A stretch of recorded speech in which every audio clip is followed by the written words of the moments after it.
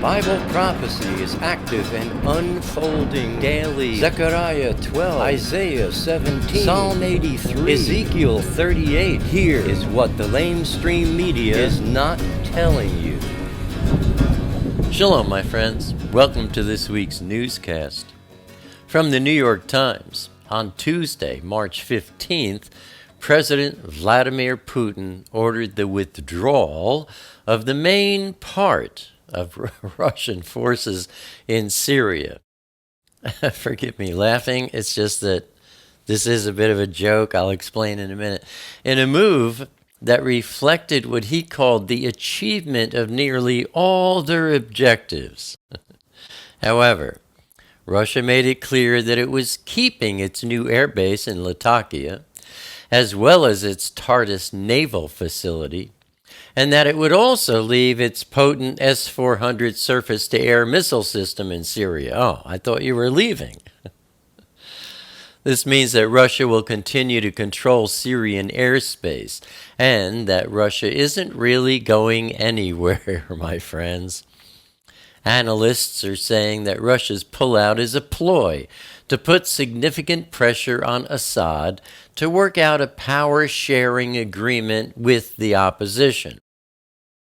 Note, as Russia maintains powerful air defenses in Syria, it is fully capable of rebuilding its military presence in a matter of hours. In reality, there is no Russian withdrawal from Syria, only a drawdown of the air contingent present in Latakia. Putin simply moved pieces on the board without altering the equation at all. From the Washington Free Beacon, the U.S. is preparing for a diplomatic showdown with Russia as it prepares to release an official report accusing Iran of breaching international accords prohibiting the test firing of ballistic missiles. Like they're going to be able to stop that, right? Samantha Power, the U.S. ambassador to the UN, is clearly furious with Russian protection for Iran and is dragging the rest of the administration along with her in an attempt to do something that holds the Iranians accountable for their illegal missile launches. One of the main features, my friends, of the Ezekiel 38 prophecy is an alliance between Russia and Iran, an alliance that until fairly recently seemed like an outright impossibility. And yet, it's now an absolute reality as we all watch every one of the last days' prophecies unfolding right in front of our eyes. With that in mind, we now have this from the Wall Street Journal. The Israeli government's priority in Syria is clear: to stop the rise of Iran as a regional power following last year's nuclear deal and the lifting of international sanctions on Tehran. Dori Gold, the Director General of Israel's Foreign Ministry, said in an interview, quote, "At the end of the day, when some kind of modus vivendi is reached inside of Syria, it is critical from the Israeli standpoint that Syria does not emerge as an Iranian satellite incorporated fully into the Iranian strategic system." Close quote. Israel's immediate concerns are to prevent Hezbollah from opening a second front from the Syrian soil opposite the Israeli-held Golan Heights, and to prevent transfers of sophisticated Iranian weapons to the Lebanese militia. Michael Oren, a former Israeli ambassador to Washington, said, quote, "If we have to choose between ISIS and Assad, we'll take ISIS. ISIS has flatbed trucks and machine guns. Assad represents the strategic arch from Tehran to Beirut, 130,000 rockets in the hands of Hezbollah and the Iranian nuclear program, close quote. From the National Review, the UN is sinking further into its anti-Israeli muck. For more than 20 years, the UN Human Rights Council has had a dedicated special reporter on the situation of human rights in the Palestinian territories occupied since 1967. The incumbent Israel hater-in-chief was Richard Falk, who wanted U.S. officials prosecuted as war criminals for deposing Saddam Hussein, and Falk's replacement must now be chosen.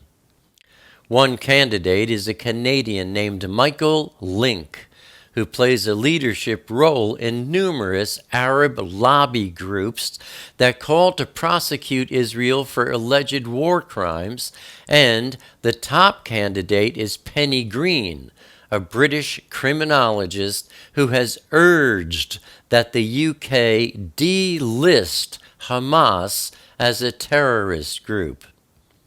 And now, the EU is following suit with its own brand of anti-Israeli muck.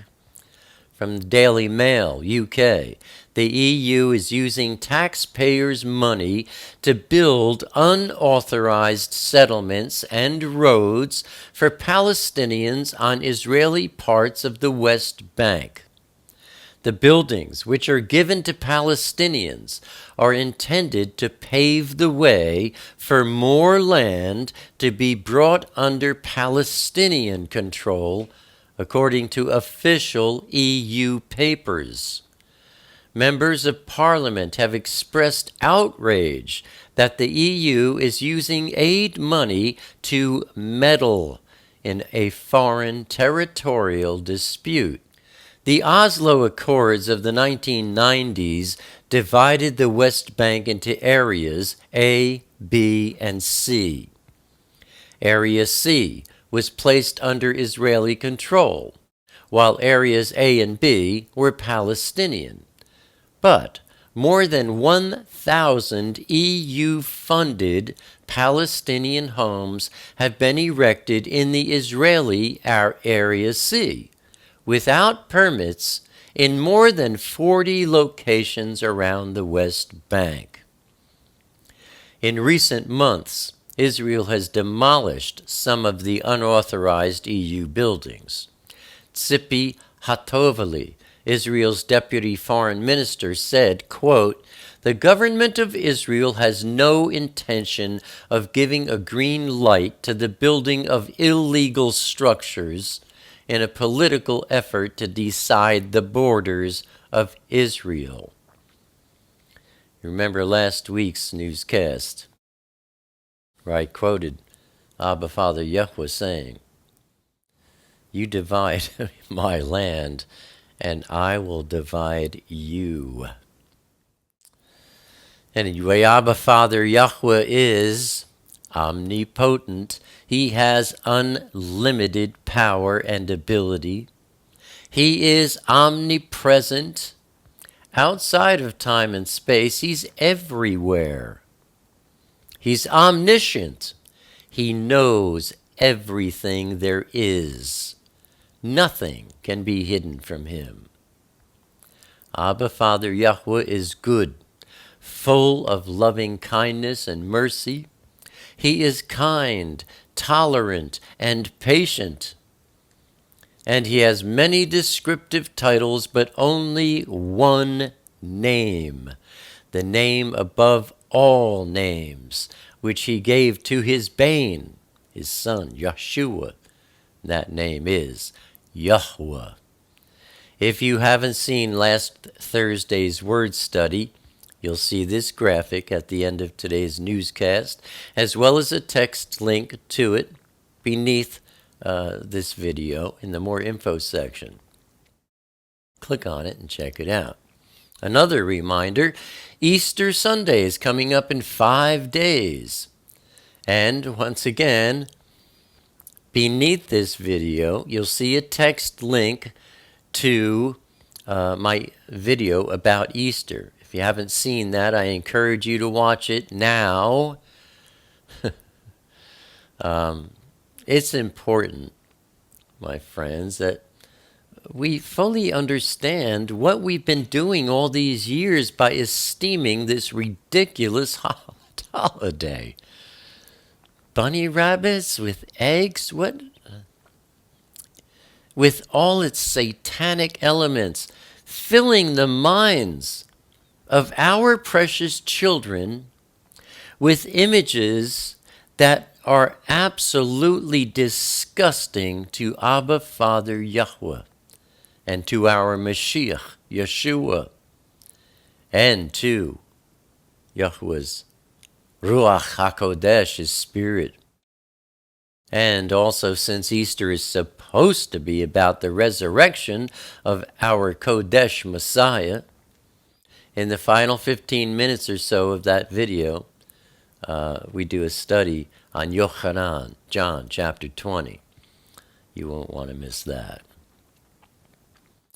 Turning to wars and rumors of wars from the Telegraph, UK, Salah Abdeslam, who was said to be the logistics chief for the November 13 Paris attacks last year, which killed 130 people, was arrested by Belgian authorities on Saturday, March 19th.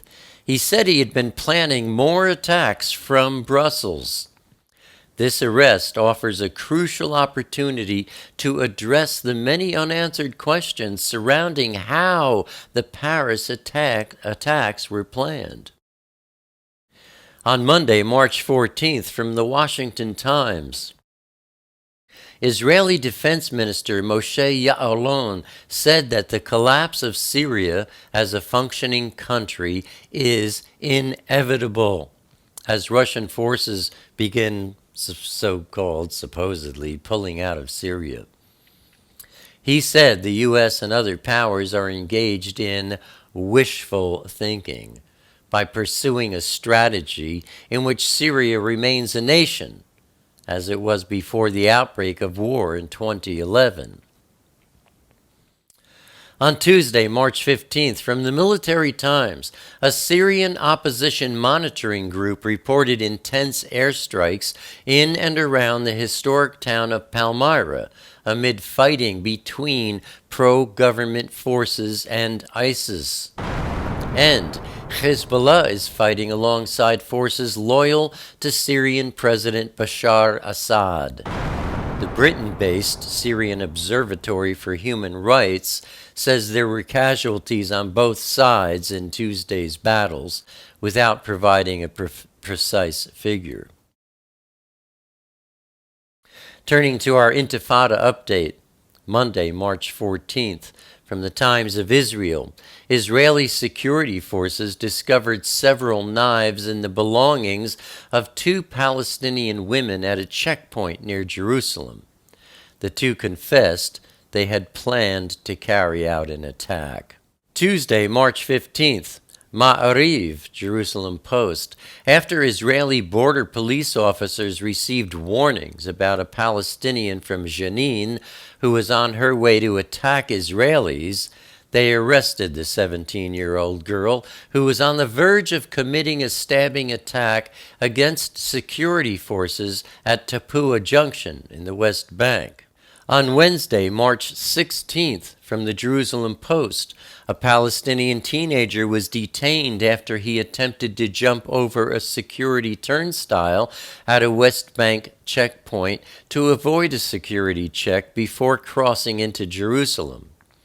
A search revealed a concealed knife, and according to the initial police interrogation, he intended to carry out a stabbing attack. On Thursday, March 17th, from the Jerusalem Post, an Israeli woman soldier was stabbed at a bus stop at the Ariel Junction in the West Bank. Soldiers guarding the bus stop shot and killed the 2 Palestinian assailants. Then on Friday, March 18th, from Ynet News, a 21-year-old from Hebron arrived at Gush Etzion Junction in a car with Israeli license plates and ran at soldiers with a knife before he was shot to death. From the Jerusalem Post, Israeli police arrested 2 Palestinian miners with knives at the Sha'ar Binyamin Industrial Park. Then on Saturday, March 19th, from Haaretz, an 18-year-old Palestinian from Hebron drew a knife and began stabbing a border police officer at a checkpoint near the Tomb of the Patriarchs on Saturday before he was shot and killed. Turning to our review of last week's news, President Vladimir Putin ordered the withdrawal of the main part of Russian forces in Syria, but it's really no withdrawal at all, merely a ploy to put significant pressure on Assad to work out a power-sharing agreement with the opposition, and to make Putin look good to the people of Russia.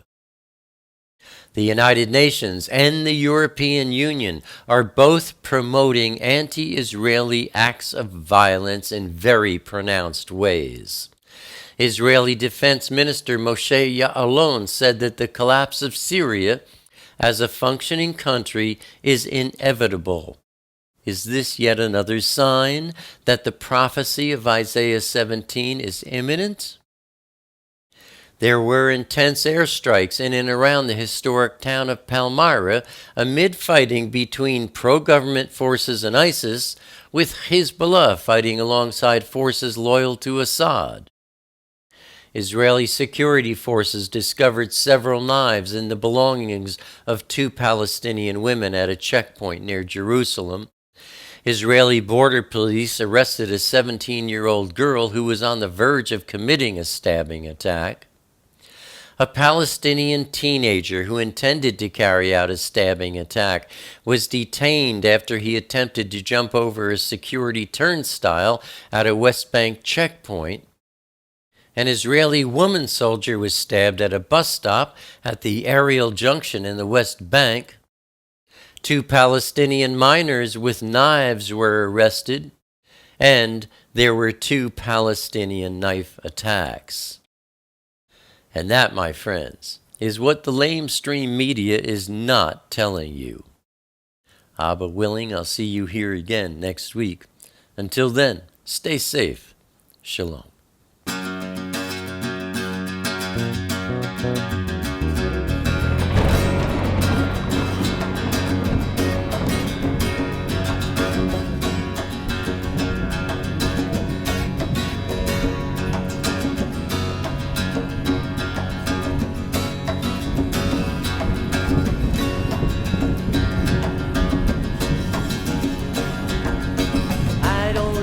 Crowded rooms, I need more space than I consume.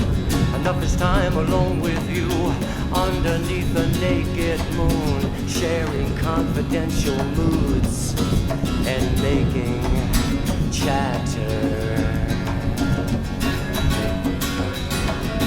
Mockingbird nocturnal sings notations of eternal things, entering the quantum breeze, flying not for want of wings. He lights his gaze on you and me, simply because we matter.